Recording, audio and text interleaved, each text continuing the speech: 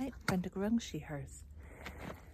So we have talked about communication and connection tips in the early stage and in the middle stage of the dementia journey. And again, kind of arbitrary terms.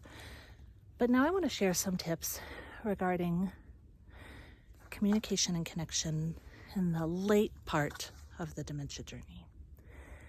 So this is where maybe your person does not verbally communicate much. Maybe they seem kind of, turned inwards. Maybe they seem less aware of what is going on around them, or apparently. Maybe they have less or very limited physical capability. So in this stage, I will often hear from people like, oh, she's gone, or that's not my person anymore, that type of language. I would invite us all in to view our person as still there, still whole, still the person that we have known, just kind of deeper in, right? So we need to peel back the curtain or the veil to connect. And really the onus is on us in the late stage to connect with our person.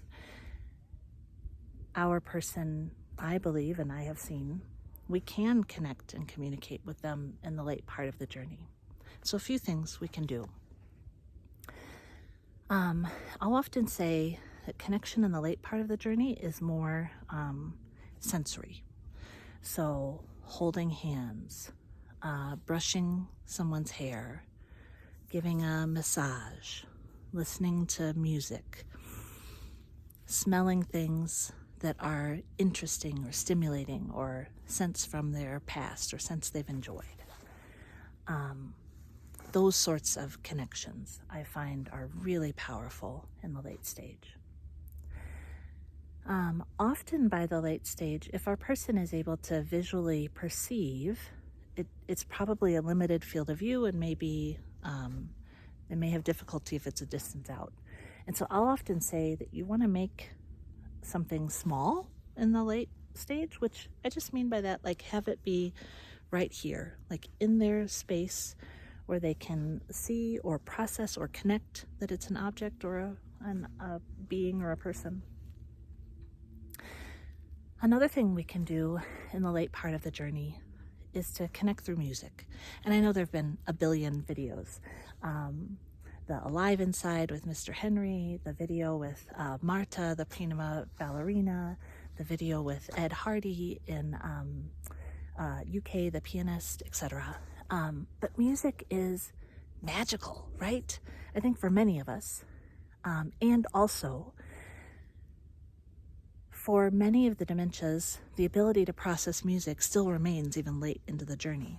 So we may find that our person does not often verbally communicate, or we may think that they are nonverbal, but we may find that music helps to activate them. We may find that they're still able to tap or hum, maybe even sing from music that has been meaningful to them.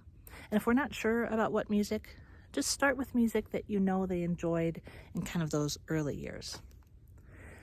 So I would invite us, if we feel like we cannot connect with our person in the late stage of the journey, or we feel like our person isn't there, that we can still modify, and we can modify what we think of as communication. In the late part of the journey, I think of communication as connection.